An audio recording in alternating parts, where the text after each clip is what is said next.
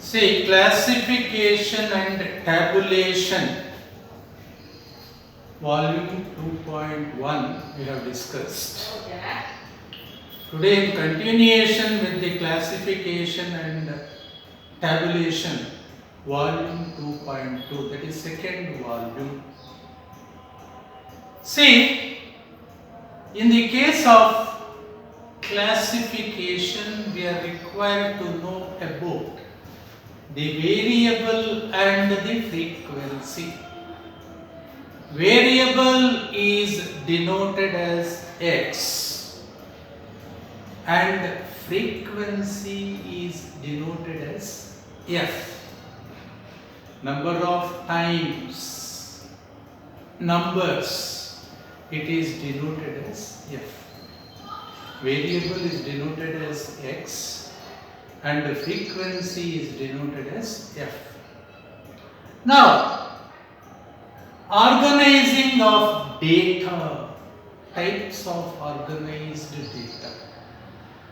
See, organized data is of two types. Really table barದಿದ್ದೀನಿ. Types of organized data, ungrouped data, grouped data. ಬರ್ಕೊಳ್ಳಿ. Types of organized data, ungrouped data and grouped data. Ungrouped data ನಲ್ಲಿ ಒಂದೇ ಒಂದಿದೆ, individual series. In the case of ungrouped data, we have only one, that is individual series. In the case of grouped data, we have discrete series number 1, number 2 continuous series. Grouped data ನಲ್ಲಿ ಎರಡಿದೆ, ಒಂದು discrete series ಅಂತ, ಇನ್ನೊಂದು continuous series. So to say, we have three types of series. One is individual series, the other one is discrete series, the third one is continuous series. Individual series ಅಲ್ಲಿ ಬರೀ variables ಅನ್ನ ಮಾತ್ರ ಕೊಟ್ಟಿರ್ತಾನೆ. Variable income ಆಗಬಹುದು, marks ಆಗಬಹುದು, wages ಆಗಬಹುದು, salary ಆಗಬಹುದು, height ಆಗಬಹುದು, variable. In the case of individual series, only the variable values will be given. Bear this point in mind. In the case of discrete series, variable values and frequencies will be given. Frequency is nothing but number of times repeated, number of times repetition. Continuous series ಅಲ್ಲಿ class interval ಮತ್ತೆ frequency ಕೊಟ್ಟರು. Class interval ಬಗ್ಗೆ ಹೇಳ್ತೀನಿ. Individual series ಇಲ್ಲ, ನಮಗೆ no frequency distribution table is required for the individual series. We have frequency distribution table for discrete series and for continuous series. Frequency distribution table lo discrete series ge matte continuous series ge ಮಾಡ್ತೀವಿ. Frequency distribution ಅಂದರೆ ಏನು? The classification of data according to classes or group of variable showing respective frequency in each class. The classification of data according to classes is called frequency distribution. Classification of data according to classes or groups is called frequency distribution. See, frequency distribution alli we have discrete frequency distribution and continuous frequency distribution. In the case of frequency distribution, we have discrete frequency distribution and continuous frequency distribution. So series alli we have three types: individual series, discrete series and continuous series. Individual series comes under ungrouped data. Discrete and continuous series comes under grouped data. So individual series ungrouped data ಅಲ್ಲಿ ಬರುತ್ತೆ, discrete series ಇದು grouped data ನಲ್ಲಿ discrete series ಮತ್ತೆ continuous series ಬರುತ್ತೆ. ಇವಾಗ discrete frequency distribution, discrete frequency distribution ಇಲ್ಲಿ information ಕೊಟ್ಟಿರ್ತಾನೆ, ನಾವು ಗ್ರೂಪ್ ಮಾಡಬೇಕು. ಗ್ರೂಪ್ ಮಾಡೋದು ಹೇಗಪ್ಪ ಅಂದ್ರೆ ಟ್ಯಾಲಿ ಬಾರ್ಸ್ ಅಥವಾ ಟ್ಯಾಲೀಸ್ ಅಂತ ಬರೀತೀವಿ. How to write tally bars? 1 2 3 4 5 ನೋಡ್ಕೊಳ್ಳಿ. 1 2 3 4 ಆದ್ಮೇಲೆ 5th ಒನ್ ಒಂದು ಅಡ್ಡಗೆರೆ, ಜೈಲ್ ಕಂಬಿ ಇದ್ದಂಗೆ. ಅಥವಾ ಈ ರೈಲ್ವೆ ಸ್ಟೇಷನ್ ನಲ್ಲಿ ಲೈನ್ಗಳು ಹಾಕ್ಬಿಟ್ಟು ಈಗ ಅಡ್ಡವಾಗಿ ಹಾಕಿರ್ತಾರೆ ನೋಡಿ, ಯಾರು ಓಡಾಡಬಾರ್ದು ಹಾಗೆ. ಸೊ 1 2 3 4, 5th ಒನ್ ಈಗ ಅಡ್ಡಗೆರೆ. ನೆಕ್ಸ್ಟ್ ಸ್ವಲ್ಪ ಗ್ಯಾಪ್ ಬಿಟ್ಟು ಮತ್ತೆ 1 2 3 4 5 10 ಆಯ್ತು. 5 + 5 10. For easy counting we go for Tally bars. ಇವಾಗ ಒಂದು ಫ್ರೀಕ್ವೆನ್ಸಿ ಡಿಸ್ಟ್ರಿಬ್ಯೂಷನ್ ಡಿಸ್ಕ್ರೀಟ್ ಸೀರೀಸ್ ಅಲ್ಲಿ ಒಂದು ಎಕ್ಸಾಂಪಲ್ ತಗೋಣ. Let us consider the height in centimeter of 50 students. The raw data collected shows the height of 50 students in centimeters. ಇಲ್ಲೊಂದು table ಕೊಟ್ಟಿದ್ದಾನೆ, 125 126 132 128 131 ಹಾಗೆ 50 students ಕೊಟ್ಟಿದ್ದಾನೆ. ನಾವು ಇಲ್ಲಿ ಇದು ಡಿಸ್ಕ್ರೀಟ್ ಫ್ರೀಕ್ವೆನ್ಸಿ ಡಿಸ್ಟ್ರಿಬ್ಯೂಷನ್ ಅನ್ನು ಮಾಡ್ತಾ ಇದ್ದೀವಿ. ಅವಾಗ ಏನು ಮಾಡಬೇಕಂದ್ರೆ ಲೋಯೆಸ್ಟ್ ನಂಬರ್ ಯಾವುದು ಅಂತ ನೋಡಬೇಕು. ಲೋಯೆಸ್ಟ್ ನಂಬರು 125 ಇದೆ. ಹೈಯೆಸ್ಟ್ ನಂಬರು ಈ ಟೇಬಲ್ ಅಲ್ಲಿ ಯಾವುದಿದೆ? 132. Lowest is 125, highest is 132. ಇವಾಗ ಇದಕ್ಕೆ ನಾವು ಫ್ರೀಕ್ವೆನ್ಸಿ ಡಿಸ್ಟ್ರಿಬ್ಯೂಷನ್ ಟೇಬಲ್ ಅನ್ನು ಮಾಡಬೇಕು.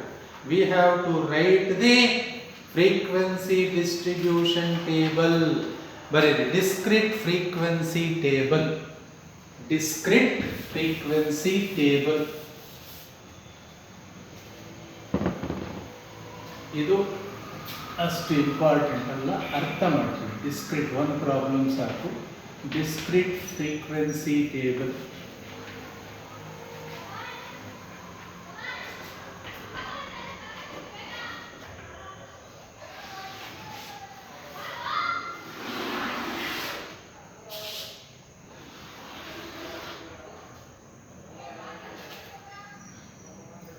Height in centimeter.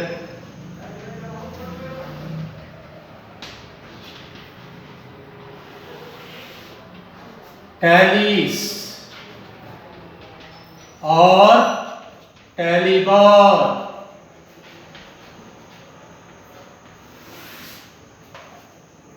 Number of students is the frequency. Bracket ಅಲ್ಲಿ ಎಫ್ ಅಂತ ಬರೀರಿ. ಎಫ್ ಅಂದ್ರೆ ಫ್ರೀಕ್ವೆನ್ಸಿ. ನೋಡಿ, ಲೋಯೆಸ್ಟ್ ಎಷ್ಟು? 125. ನೋಡಿ ಪ್ರಾಬ್ಲಮ್ ನೋಡಿ, ಲೋಯೆಸ್ಟ್ 125, ಹೈಯೆಸ್ಟ್ ಎಷ್ಟು? 132. ಬರೀರಿ. 125, 126, 127, 128, 129, 130, 131, 132. Lowest is 125, highest is 132. 125 ಇಂದ 132 ಬರೀರಿ ಹೈಟ್. ಇವಾಗ ಟೇಬಲ್ ನೋಡಿ, ಹಾಗೆ ನೋಡ್ಕೊಂಡ್ ಬನ್ನಿ. 125 ಫಸ್ಟ್ ಒನ್ 125 ಒಂದು ಗೆರೆ ಎಳಿರಿ. ಸೆಕೆಂಡ್ ನಂಬರ್ 125 ಒಂದು ಗೆರೆ ಎಳಿರಿ. ಆಮೇಲೆ 132 ಅಲ್ಲಿ ಒಂದು ಗೆರೆ ಎಳಿರಿ. ಆಮೇಲೆ 128 ನೋಡ್ಕೊಂಡು ಬನ್ನಿ ಹಾಗೆ. ಆಮೇಲೆ 131, ಆಮೇಲೆ 128, ಆಮೇಲೆ 130, ಆಮೇಲೆ 131, ಆಮೇಲೆ 130, ಆಮೇಲೆ 128, ಆಮೇಲೆ 125, ಆಮೇಲೆ 126, ಆಮೇಲೆ 128, ಆಮೇಲೆ 127, 127, 132, 131, 130, 127, 126, 126, ಆಮೇಲೆ 129, ಆಮೇಲೆ 127, ಆಮೇಲೆ 132, 130, 126, 126, 125, 128. ನೋಡಿ ಇಲ್ಲಿ 4 ಆಯ್ತು, ಒಂದು ಅಡ್ಡಿದೆ, ಹೀಗಾದ್ರೆ 5 ಅಂತ. 128, 130, ಇಲ್ಲಿ ಅಷ್ಟೇ 4 ಇದೆ, ಒಂದು ಗೆರೆ ಹೇಳಿದೆ 5. 129, 1. 125, ಇಲ್ಲಿ 4 ಇದೆ, ಒಂದು ಗೆರೆ 5 ಆಯಿತು. ನೆಕ್ಸ್ಟ್ 129, ನೆಕ್ಸ್ಟ್ 126,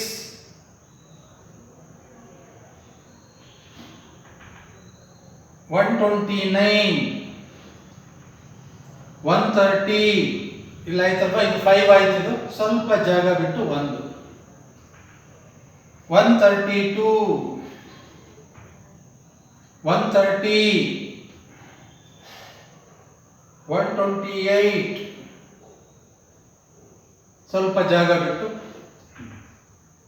129, 4 ಇದೆ, ಒಂದು ಗೆರೆ 5. 126, 4 ಇದೆ, ಒಂದು ಗೆರೆ 5. 127, 4 ಇದೆ, ಒಂದು ಗೆರೆ 5. 131,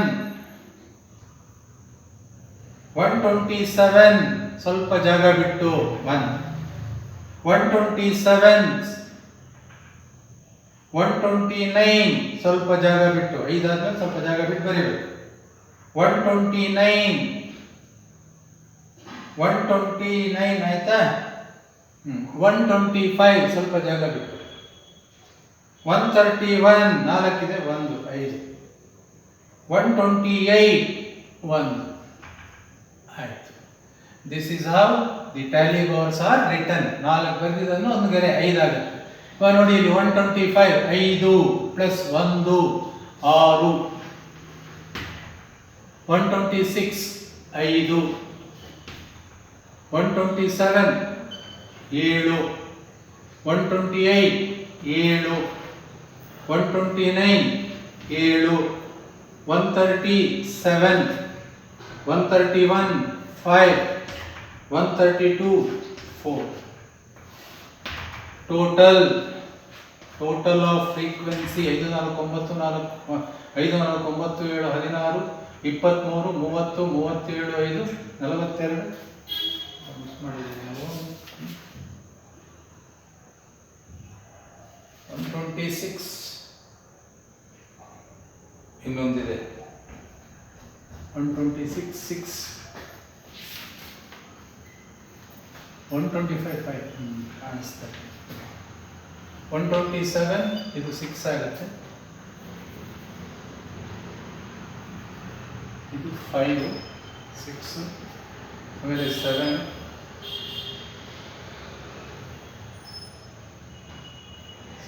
ಇದು 8 ನೋಡ್ಕೊಳ್ಳಿ ನೀವು ಟೇಬಲ್ 8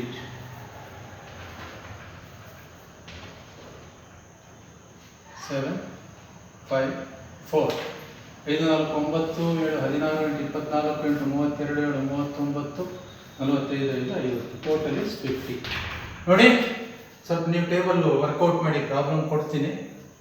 ಸೊ 125 5 ಇದೆ, 126 6, 127 7, 128 8, 129 8, 137, 131 5, 132 4. Total frequency is 50. This is how the discrete frequency distribution is prepared. So in the next class we will go for continuous frequency distribution.